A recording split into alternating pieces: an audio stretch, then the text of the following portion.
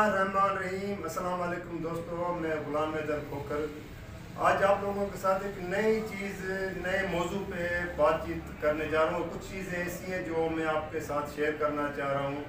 एक तो यह है कि हैदराबाद प्रेस क्लब के आज 30 दिसंबर को इंतखाबात हो रहे हैं, जहाँ पे हमारे दोस्त जो उसमें हिस्सा ले रहे हैं। एक तो ये चीज़ है, क्योंकि ये वैसे इतनी बड़ी वो बात नहीं है, लेकिन मौजू जो मैं बेसिकली आज जो मैंने मुंतखब किया है और आपसे शेयर करने जा रहा हूँ वो है कि 2022 आज ख़त्म हो रहा है। ख़त्म करने का होने का मकसद है कि कल 31 दिसंबर है, आज 30 है। तो ये साल सहाफ़ियों के हवाले से कैसा रहा है, वो सहाफ़ियों के ऊपर से कौन से ऐसे मज़ालिम हुए हैं, मीडिया के ऊपर पाबंदियाँ लगी हैं, उस हवाले से जो आज मेरे साथ इस गुफ्तगू में शामिल हैं सीनियर सहाफ़ी हैं, हैदराबाद प्रेस क्लब के उहदों पे मुख्तलिफ उहदों पे भी रहे हैं, यूनियन में भी रहे हैं, PFU जो Pakistan federal union of journalist के उहदों पे रहे हैं। इकबाल मल्ला साहब भी हैं जो हमारे दोस्त भी रहे हैं, और वो लाला रहमान समूह, क्योंकि वो खुद इस वक्त आज वो प्रेस क्लब के कैंडिडेट है सदारत के लिए, और चंद घंटों के बाद ये नताइज का आना शुरू है। और खालिद खोखर साहब को भी आप जानते हैं कि वो फेडरल यूनियन और जनरल के भी जो है ना अहदेदार रह चुके हैं, प्रेस क्लब के रह चुके हैं। तो इकबाल साहब ये मुझे बताएं कि ये 2022 तो ख़त्म हो गया, इसमें मीडिया के हवाले से ख़ासतौर पर जो सहाफ़ियों के ऊपर जो गुजरा है, आप समझते हैं कि कैसे गुजरा है, क्या उसको आप किस तरह उसको देखते हैं? मेरी नज़र में ये जो 2022 का साल था, जो अब जो है आज वो आखिरी दिन है, कल 31 है, उसके बाद हम जो है नए साल में दाखिल होंगे, वो बहुत ही जो है वो तकलीफ दह साल रहा। शहादतें नसीब हुई, न सिर्फ शहादतें नसीब हुई, पर हमने देखा कि 10,000 से ज़्यादा हमारे जो कारकुन हैं, साथी हैं, वो बेरोज़गार हुए।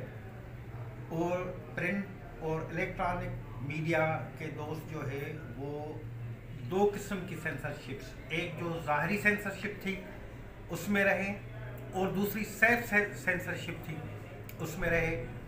तो हम ये समझते हैं कि ये उस तरफ जो है वो कोई भी इस समाज में कोई भी ऐसा एलिमेंट नहीं था हुकूमत की तरफ से और जो फोर्सेस थे कि वो अपना चेहरा फ्रीडम ऑफ एक्सप्रेशन के आईने में देख सके।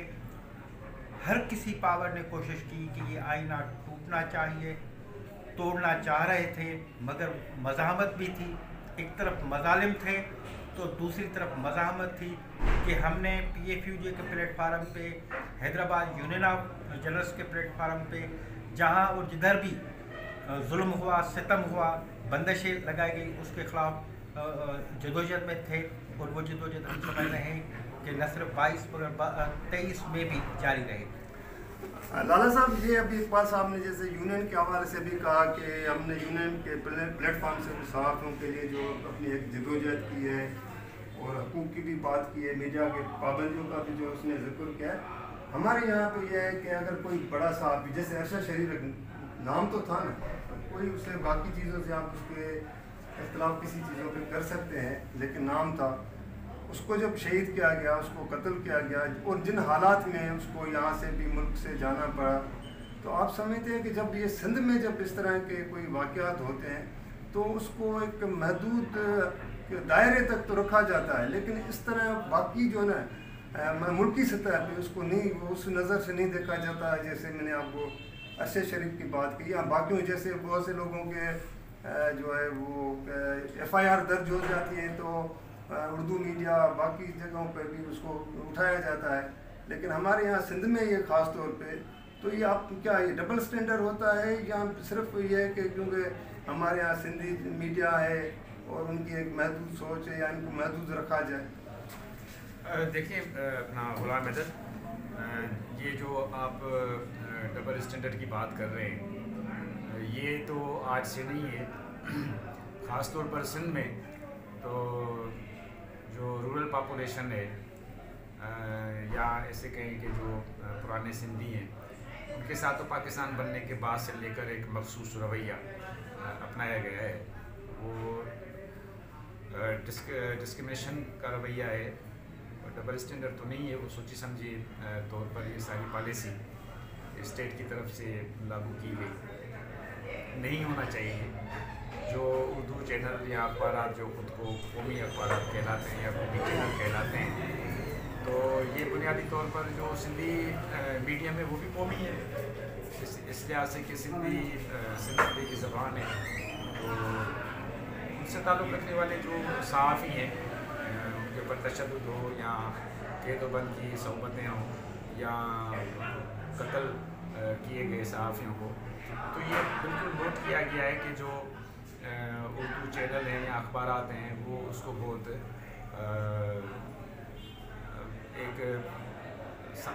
बिल्कुल एक सानवी सी उसको हैसियत देकर और फिर नज़रअंदाज कर देते हैं। लेकिन सिंधी मीडियम चूँकि अब ख़ुद भी काफ़ी ताकतवर है, तो वो अपने मसाइल को फिर अपने लोगों के मसाइल या अपने साथियों के मसाइल को फोकस करता है। खान साहब जैसे भी लाला साहब ने कहा कि सिंधी मीडिया भी ताकतवर हो गया है, मतलब उसके पास इतने वो पावर हैं कि वो खुद अपने वर्कर्स का जो मीडिया से उनका जो ताल्लुक़ है उनका तहफ़्फ़ुज़ फराहम करते हैं।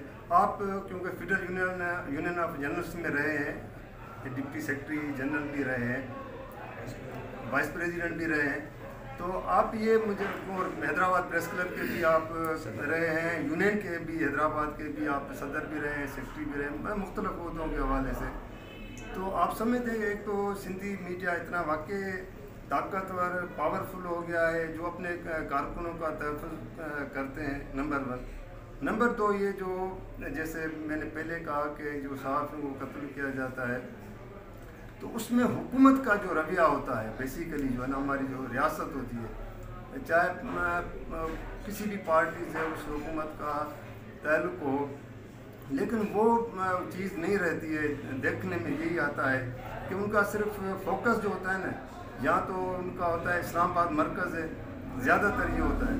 अगर कहीं पे थोड़ा सा भी होता है तो कराची हुआ या कहीं और हुआ, लेकिन बाकी अंदरूनी सिंध में ये नज़र नहीं आता। तो इस पर आप क्या कमेंट्स करेंगे?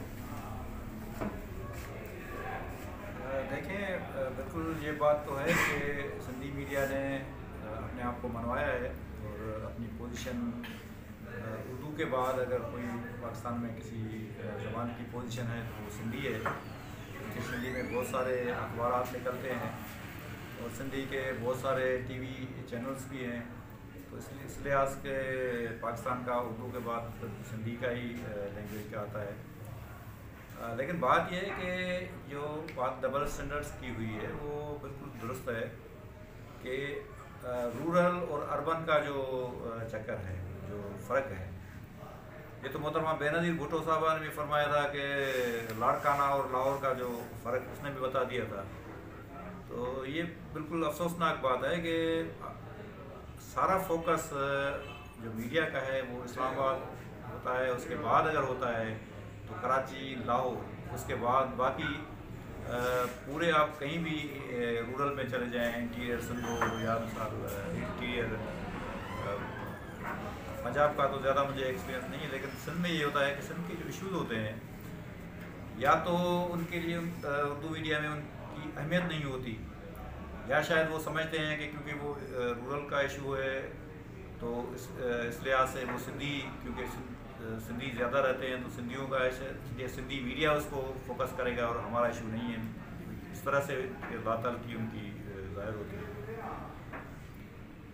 तो यही रवैया सहाफ़त में भी है कि सहाफ़ी के साथ इंटीरियर में अगर कुछ होता है तो फिर बाकी मीडिया इतना उसको फोकस नहीं करता है, इतना उसकी अहमियत नहीं देता जितनी जो बाकी शहरों के जो सहाफ़ी होते हैं या कराची के या इस्लामाबाद के, जैसे अभी अरशद शरीफ का हुआ है, बिल्कुल हम उसकी मज़म्मत करते हैं। किसी भी सहाफ़ी, अरशद शरीफ हमारे जर्नलिस्ट थे और उसकी हम शदीद मज़म्मत करते हैं, लेकिन उसके साथ साथ ये भी हम कहते हैं कि किसी भी शहर का सहाफ़ी हो, अगर वो मेहरापुर का सहाफ़ी जैसे अजीज़ मेमन हमारे शहीद हुए, या इस तरह से और भी हमारे इंटीरियर में काफ़ी सहाफ़ी शहीद हुए हैं, तो हमारी गुजारिश है उर्दू मीडिया से भी, क्योंकि गवर्नमेंट जो है वो ज़्यादा फोकस उर्दू मीडिया को करता है। उर्दू मीडिया में जो खबर आती है उसका नोटिस लिया जाता है हर जगह, हुकूमती सतह पे भी और जो इस्टेब्लिशमेंट की सतह पे भी। تو یہ ہماری گزارش ہے کہ اس طرح کا تفریق کا، کیونکہ جب سے پاکستان بنا ہے ہم دیکھ رہے ہیں کہ یہ جو خاص طور پہ مارشل لاؤ کے دور رہے ہیں، اب اس میں سوسائٹی میں بھی تفریق ڈالی گئی ہے، میڈیا میں بھی تفریق ڈالی گئی ہے، لوگوں میں تفریق ڈالی گئی ہے، پولیٹیکل پارٹیز میں یہ پولرائزیشن اتنی ہوئی، یہ تقسیم در تقسیم ہو رہا ہے.